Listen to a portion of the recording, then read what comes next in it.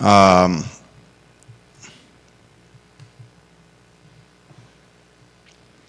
a lot we're going to cover on the show. I think by now you've heard of the passing of Mel Walker of Mel's Cafe. He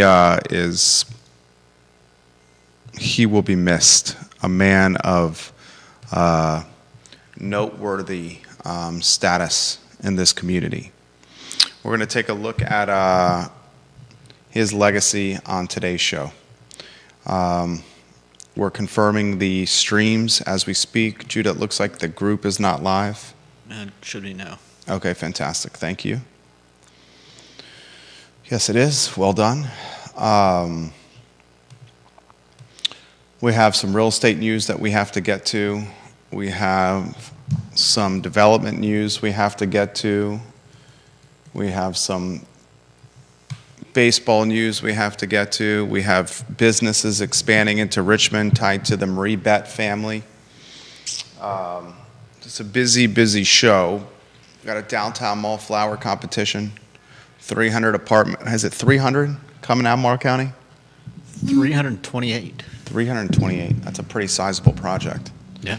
Talk about that on today's program. But first, we're going to lead with the passing of a local icon in Melvin Eugene Walker on today's show. Judah Wickower, I asked you the same question each day. Which headline is most intriguing to you? I mean, there's been an outpouring I've seen across social media for the passing of Mel Walker, and I'm sorry to say that I never tried Mel's Cafe. Fair enough. We can start the program, Judah, in T-minus 15 seconds. If you could give me 15 seconds, I'm going to confirm all the streams here. Viewers and listeners, like and share the show. Anywhere you are watching, we will rock and roll here in a matter of moments. Please like the show, share the show. We appreciate on Twitter one of our favorite viewers and listeners, Ginny Hu, with the retweet. Thank you, Ginny Hu. We're very gracious, grateful of your support. All right, J-Dubs, we can start the program when you're ready, sir. Quiet on the set.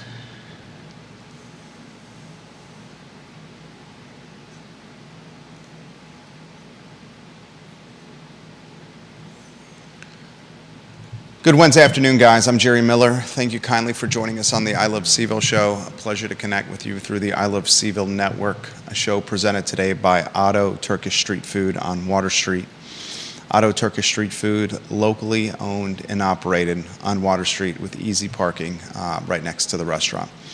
Talk about a locally owned restaurant, one of the restaurants with some of the longest of tenure and tradition in Charlottesville is Mel's Cafe. And many of you know by now, Mel Eugene Walker has passed away, the owner and namesake of Mel's Cafe on West Main Street. I want to take a look at Mel's life from a lot of different lenses. I want to take a look at Mel's life as a man born in the Vinegar Hill neighborhood in the 1950s. I want to take a look at Mel's life as an entrepreneur and business owner. He first opened Mel's Cafe on West Main Street in 1984.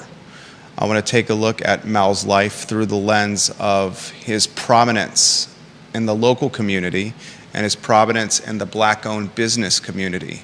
When you have a landmark destination that's been around for 40 years, you approach or you garner and you earn is the best word, icon status.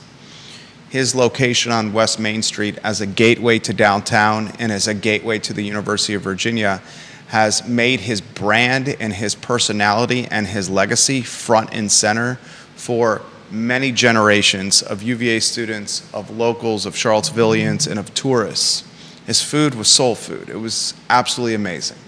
Whether it's the one-eyed burger whether it's the fried chicken, his fried fish, his pies, his desserts, whether it's the ambiance, the personality and the positivity anytime you ordered from him or interacted with him, the comfort you felt going into his cafe, his diner. He had a way of leaving a lasting impression on you as a customer. And that lasting impression is one of notoriety, of memory, of keepsake. And that lasting impression has influence in the community. And that influence compounded with the location of his cafe front and center in this 10.2 square mile city means you got a guy that in his 70-some years on this planet has touched a lot of lives. So we'll try to unpack his influence and his legacy on the show. I will do my best to try to do justice to Mr. Walker on the program. I've been in this community for 24 years. You've been in the community as long as I have and as long as many of you have.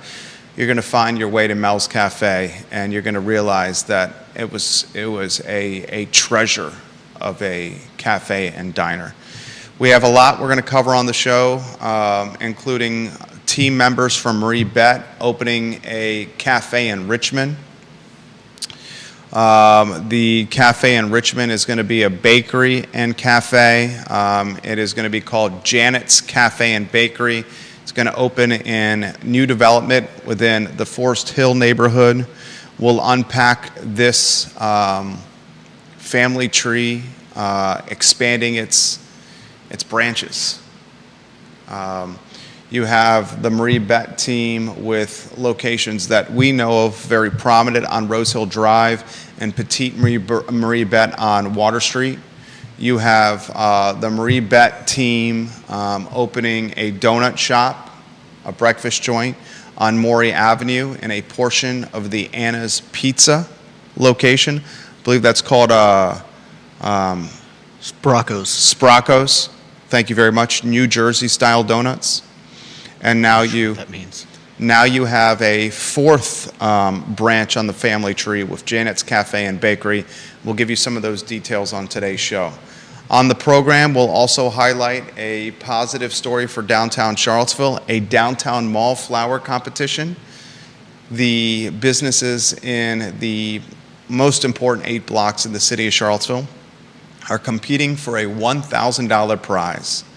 And that prize will be awarded to the business in downtown Charlottesville that has the best or the most impressive green thumb when it comes to creating a box of flowers outside their location. Judges will award a $1,000 prize to the most impressive green thumb. I am excited for this story because it's so positive. I'm excited for this Virginia Baseball Regional. Brian O'Connor is hosting a regional again, his 11th hosted regional and 21 years on the job. He's made other regional appearances on the road, but he's hosted 11 regionals here at Davenport, at Disharoon Park in 21 seasons. He's got the Penn Quakers on the docket for Friday. First pitch is scheduled for 12 p.m. We have an apartment complex coming to Albemarle County, 328, Judah? Yep. It's a lot of apartments. Mm-hmm. Judah will set the stage on that. And we have a new artificial turf field coming to Cars Hill Field. Cars Hill Field is the field opposite of the tennis courts and the new data science school. If you drive by that area, you'll see that Cars Hill is just nothing but a patch of dirt now, and it's because the University of Virginia is putting down some very impressive turf. So a lot we're going to cover on the program. First, I want to highlight Mel Walker.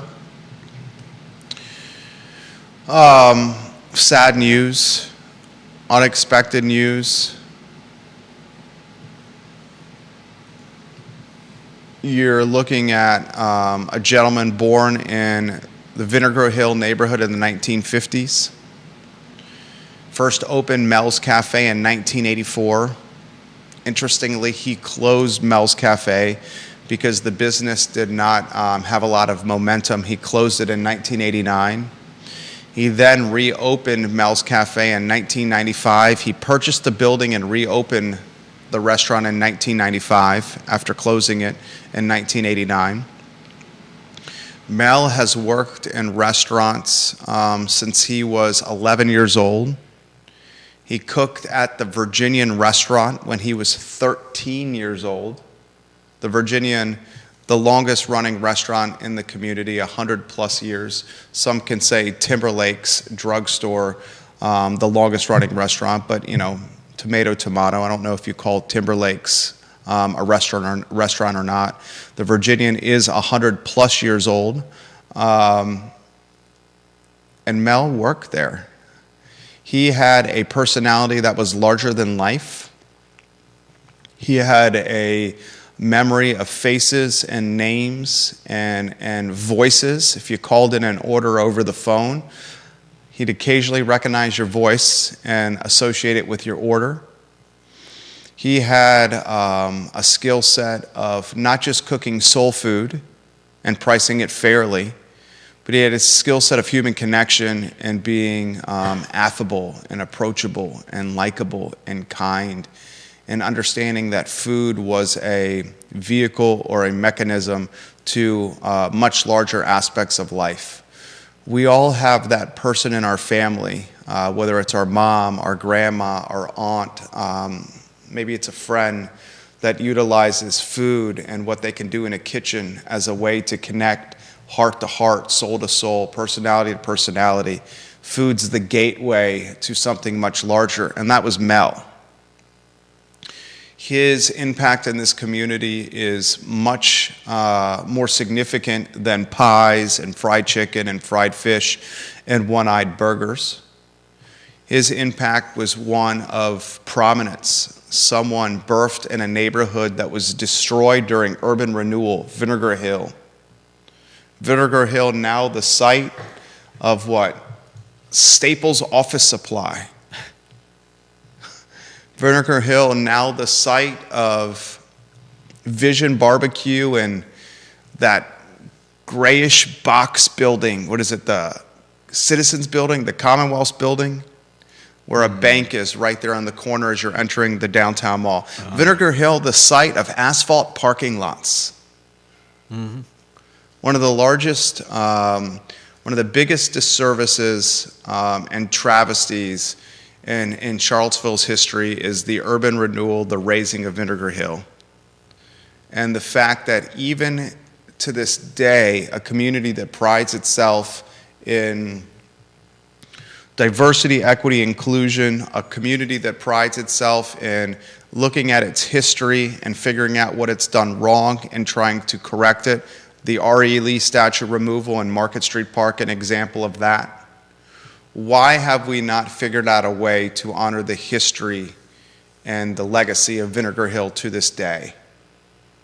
Is surprising. Mr. Walker, born in this neighborhood in the 50s, and he utilizes his gift and his experience of cooking in kitchens, starting at the Virginian restaurant. And he creates a brand that withstands the test of time. If you're in food and beverage, he opened in 1984, he closed in 1989, he reopened in 1995. Let's just use the 1995 date. If you're in restaurants and you've been in operation continuously from 1995 to 2024, that is 29 years of running a restaurant. Mm-hmm. There's few in this community that can say they've run a restaurant for 29 years straight. Yeah. Off the top of my head, you got what? The Virginian, you got C&O, Sal's Cafe Italia, I think is in that category. Very few can say they've run for that many consecutive years. And one aspect of the story that should be highlighted is the prominence of Mel's Cafe within the Black-owned business community. The prominence is associated with how long he ran, consecutive years, 29 straight, and also, of course, the location.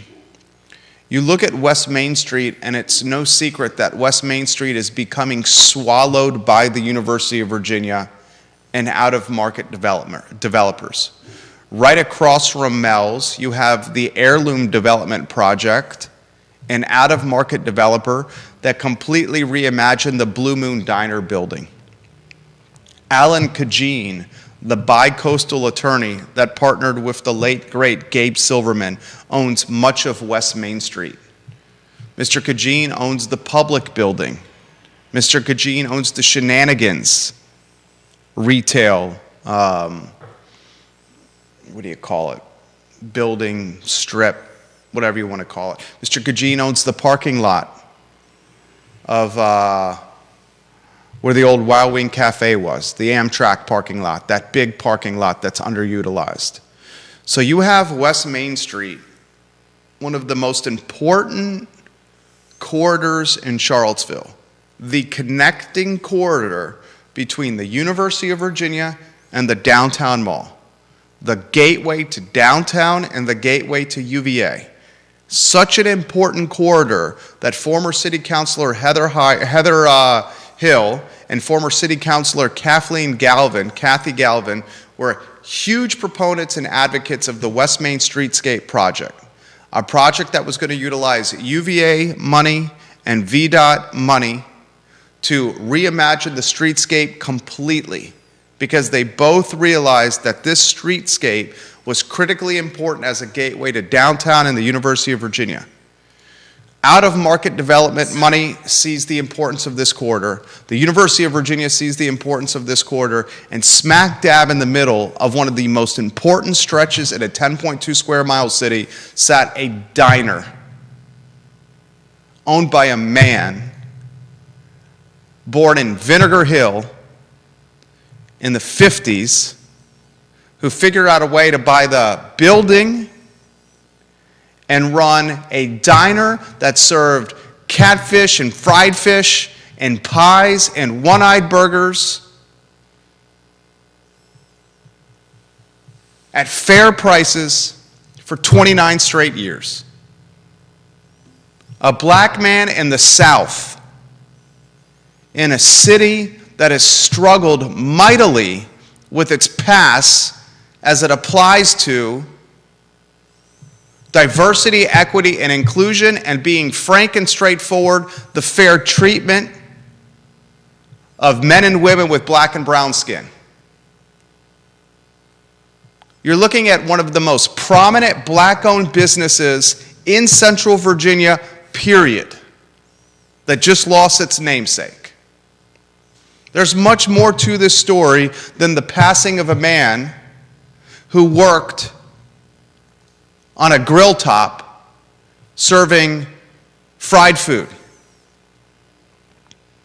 When you think about what's happened here, realize we've lost someone that may have been the flag carrier, waver, the top champion or most noteworthy or recognizable champion of black-owned business in a 300,000 person market called Central Virginia.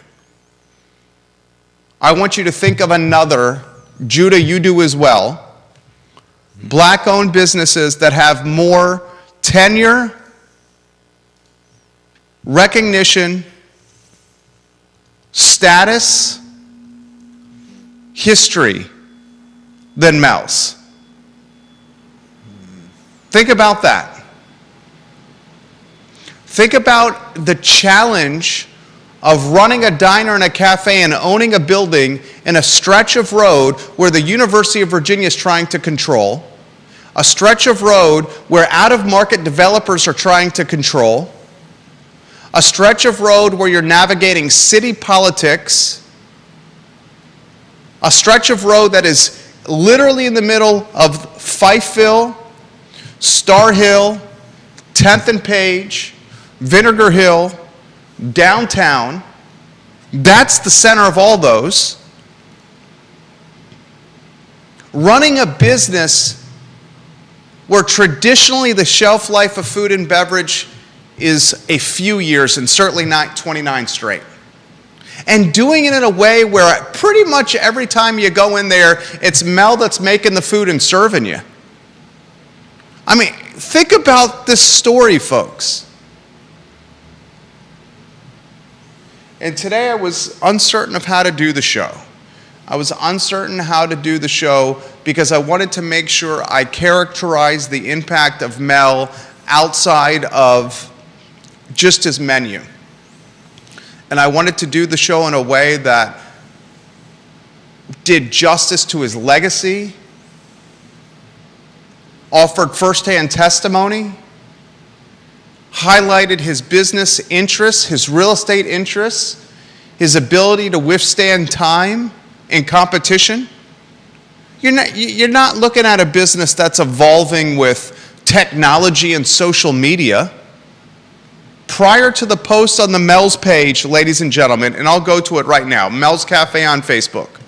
Prior to the post done yesterday, where 17 hours ago, Mel's Cafe posted, "We are closed, period, TBD, sorry for the inconvenience." Prior to that post, the last one was done December 5th, 2023 on Facebook. The one before that, February 26th, 2023. The one before that, June 19th, 2022, and October 3rd, 2021. So you have prior to yesterday's posts, you have a post on December 5th of 2023, February 26th of 2023, June 19th of 2022, October 3rd of 2021, and February 19th of 2021. You had 5 posts done basically in the last 3 years on Facebook, arguably the most influential website in the world. Mm-hmm. Do you think there's even an Instagram account? And if there, I haven't even looked. If he's done 5 Facebook posts in the last 4 years, probably not an Instagram account. Mm-hmm. He did it his way. And his way was food served with kindness. Mm. His way was food made with love. His way was welcome to my restaurant. Make yourself at home. And let me make something that's going to make your soul happy. And that's the type of approach that bridged tourists and students and townspeople alike. The old saying from the tavern rooftop across from Barracks Road. He was able to galvanize all those classes and groups of people. Now we're left with questions: what's going to happen with the diner, with the cafe? Who carries on the legacy? Is that location, which is one of prominence and significance, is that one going to be swallowed by out-of-market developers or the University of Virginia? Are we going to wake up one morning and it's going to be raised much like Vinegar Hill was? And is it going to turn into a 12-story apartment complex? $2,500 studio apartments for 600 square feet, like much of the character in this town is becoming. And if that's the future of that location, then that's a travesty, just like Vinegar Hill was a travesty.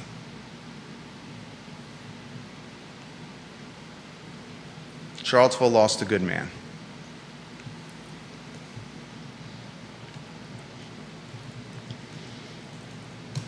Two good men lost this year alone. Wilson Ritchie and Mel Walker. Yeah. Yes, different, but similarities abundant.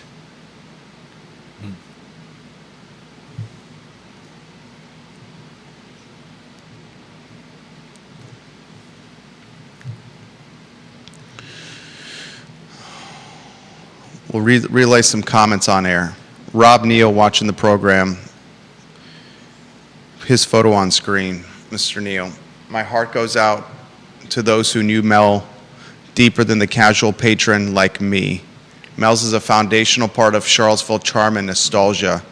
Name a better lens on all that make us love Seville than sitting under an umbrella table at Mel's on a warm summer evening and student town gown all walk by along with travelers from the Amtrak station.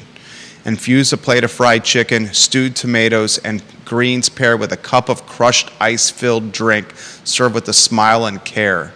Would friends who have left Seaville say they miss it? Many mean they miss sharing that meal at Mel's in that location over good conversation with friends and strangers. I would say, Rob Neal, this was your best comment in the history of the I Love Seaville show.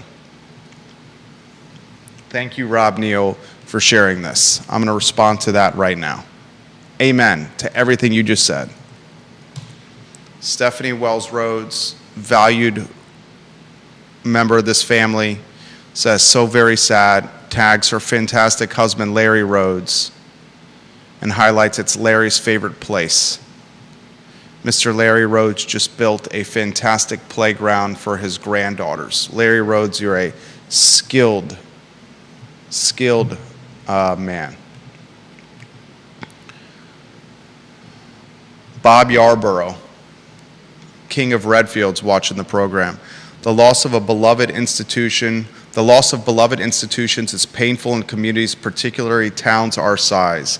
My hope is the city, because of the diner's historic designation, does not allow a developer to raise the building. Amen. Amen. Bob Yarborough. Curious to see how the city responds to this. Very curious to see how the city responds to this. Logan Wells Claylo, we appreciate you watching the show. Got local media watching us as we speak. Judah, two-shot you, if you could please, sir. Mm-hmm. Anything you want to include into this topic?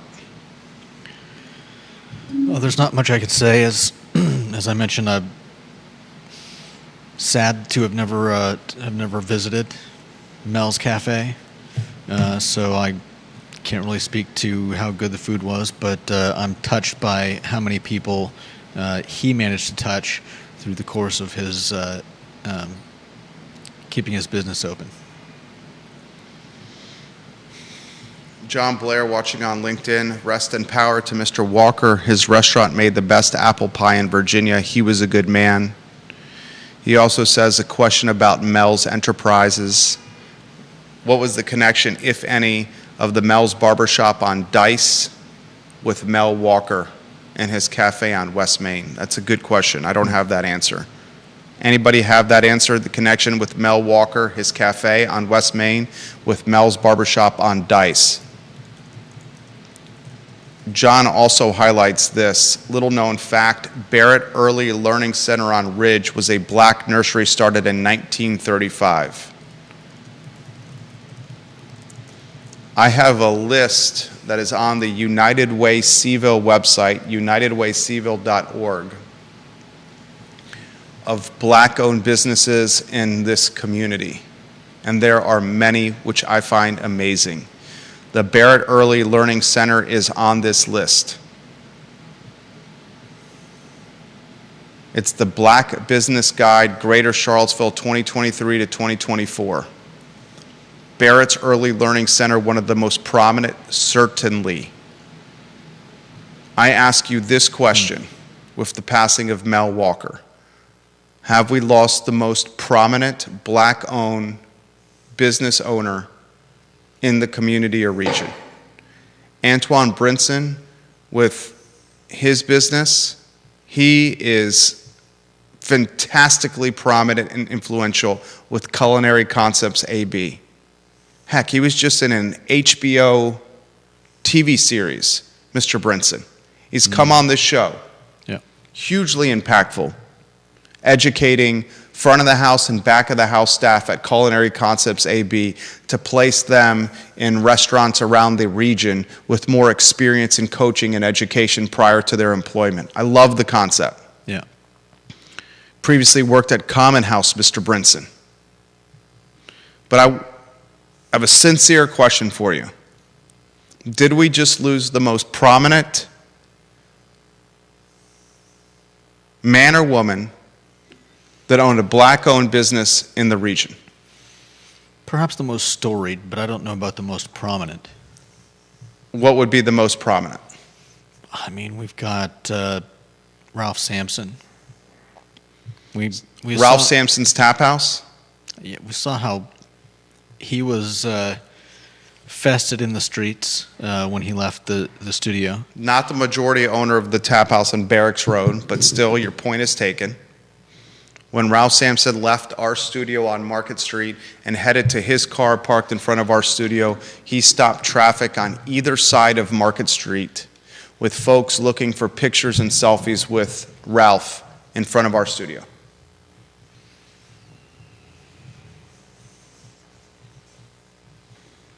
This is much more than the passing of a man in a diner. And I hope that's how the story is told by traditional media, many who are watching the show right now.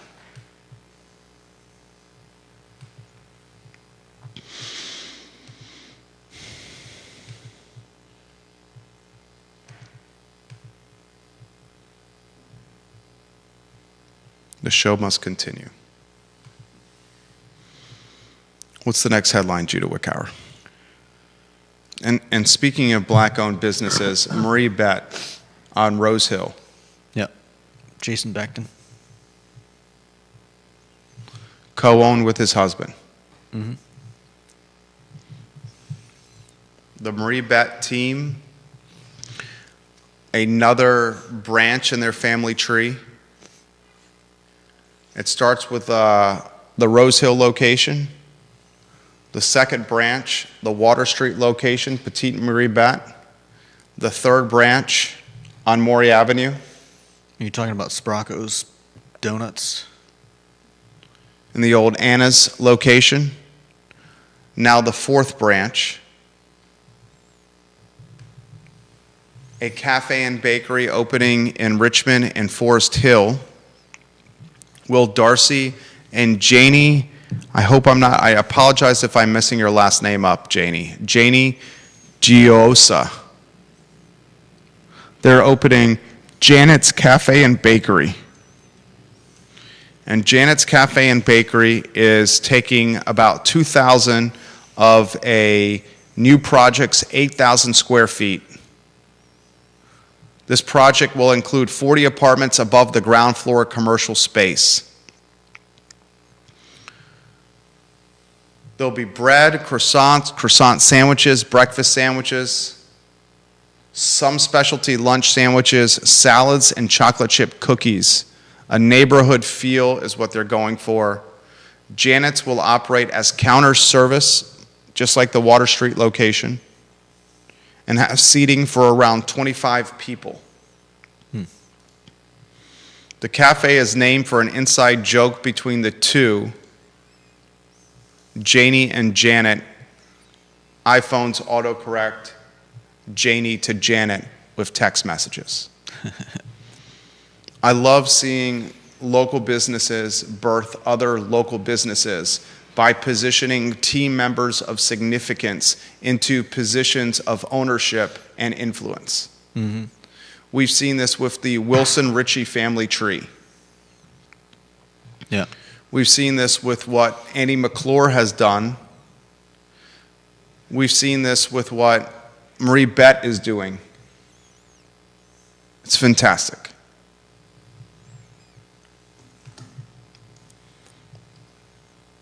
I think they're going to have a lot of success in Richmond. That's a booming market. A market of affordability, a market of housing density, a market of walkability, and a market of employment opportunity. Richmond in a lot of ways is the yin to yang to Charlottesville. How so? Housing affordability in Richmond, that's there. Housing affordability in Charlottesville and Albemarle County, it's not. Walkability in Richmond, bikeability in Charlottesville, bikeability and walkability in Richmond, absolutely there. Nice. Bikeability and walkability in Charlottesville and the urban ring, Don't you want get to hit. risk your life, If we want to play Frogger. Yeah. Employment opportunity, Richmond, jobs galore across different sectors. Employment opportunity in Charlottesville and Albemarle County, yeah, if you work in high finance, and if you work in data, and if you work in science technology. Besides that, good luck. Good luck. That's why you're seeing a jettison or a migration of OG Charlottesville to Richmond.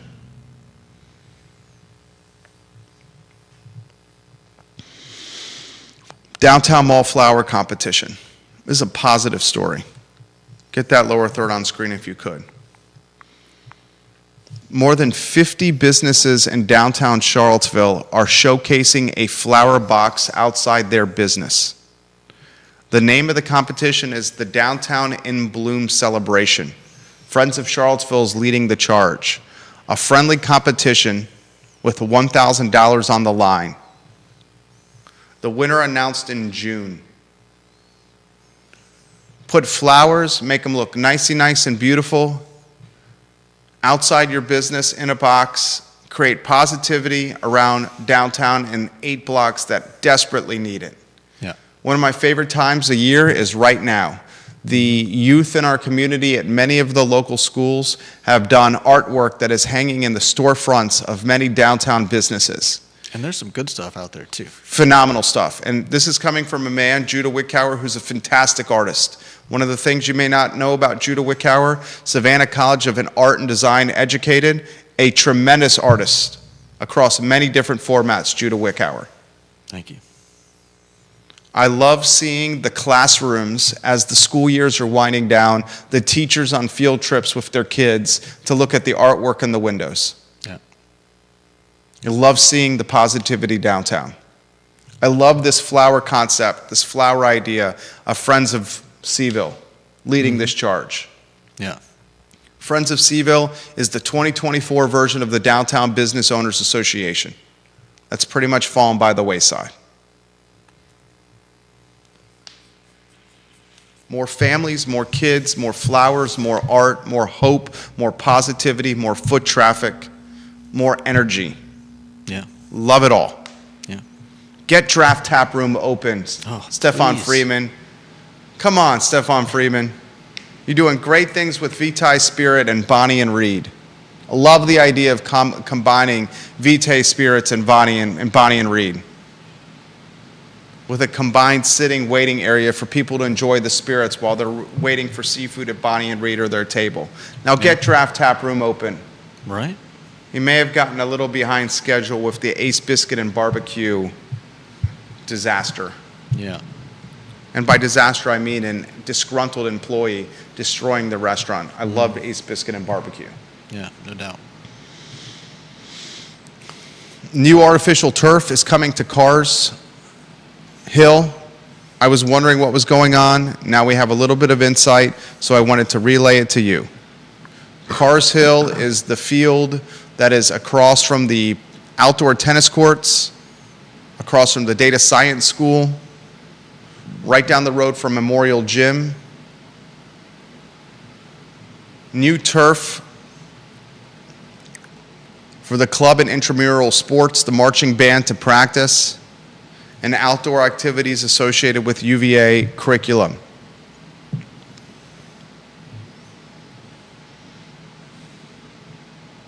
That area is in a floodplain, so they're being very strategic with the turf they're putting in. It often is flooded or is muddy. UVA continues to improve its holdings. I want you to set the stage, if you could, as you rotate the lower thirds for the 328 apartments coming to Albemarle County, please. All right.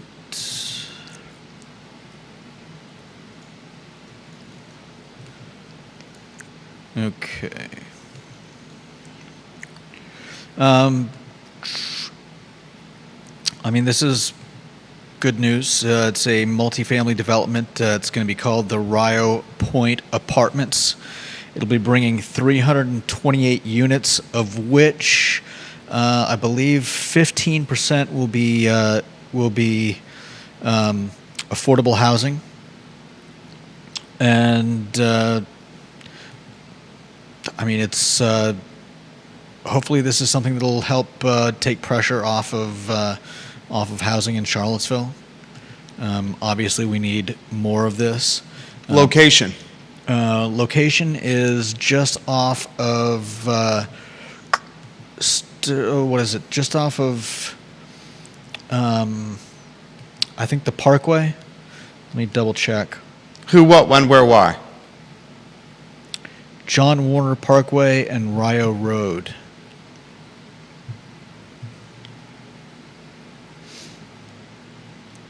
And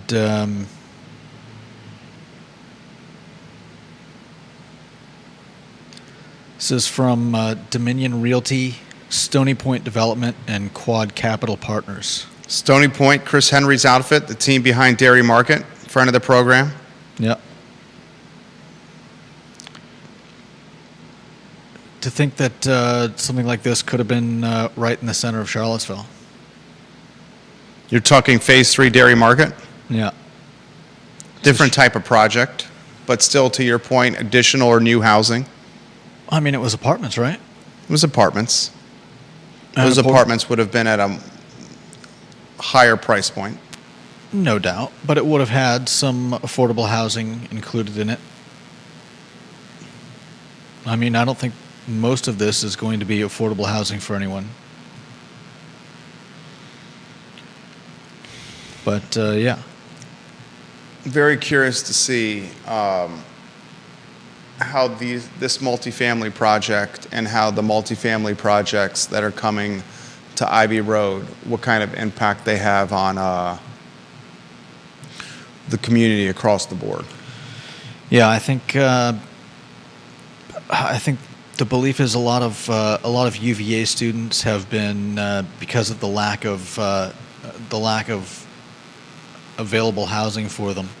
They've been going into places like 10th and Page and Fifeville, and occupying housing that obviously displaces longtime residents who've lived in those areas as as prices go up. So hopefully this will again ease some of that pressure. Time will tell. Yeah, We'll see. Because I would imagine population influx will continue with this community. no doubt. We learned on Real Talk with Keith Smith this morning, and I have the slide in front of me, that in Albemarle County alone, if you compared the first 90 days of 2024, the first quarter of 2024, with April and May of this year, so the first 90 days of 2024 compared with April and May of 2024, in Albemarle County alone, the median sales dollar value for units sold jumped from $446,000 in Q1 of this year to $475,000 through the first 2 months of the second quarter. The housing is getting more expensive. No doubt. I'll close on this. Virginia baseball hosts the Penn Quakers. First pitch, 12 o'clock Friday, Davenport, Disharoon Park.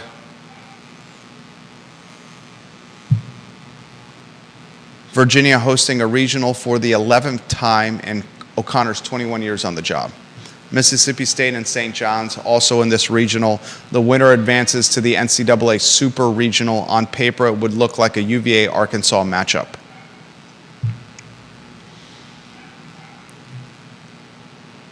You're looking at Brian O'Connor as one of the greatest coaches in Virginia athletic department history right there, folks. You have two coaches, and Tony Bennett and Brian O'Connor, that are on your Mount Rushmore of coaches. I want you to think about that. We'll follow this baseball team closely. Judah Wickhauer, Jerry Miller, the I Love Seville show on a Wednesday afternoon, the day after Melvin Walker's passing. Rest in power, Mr. Walker. Amen.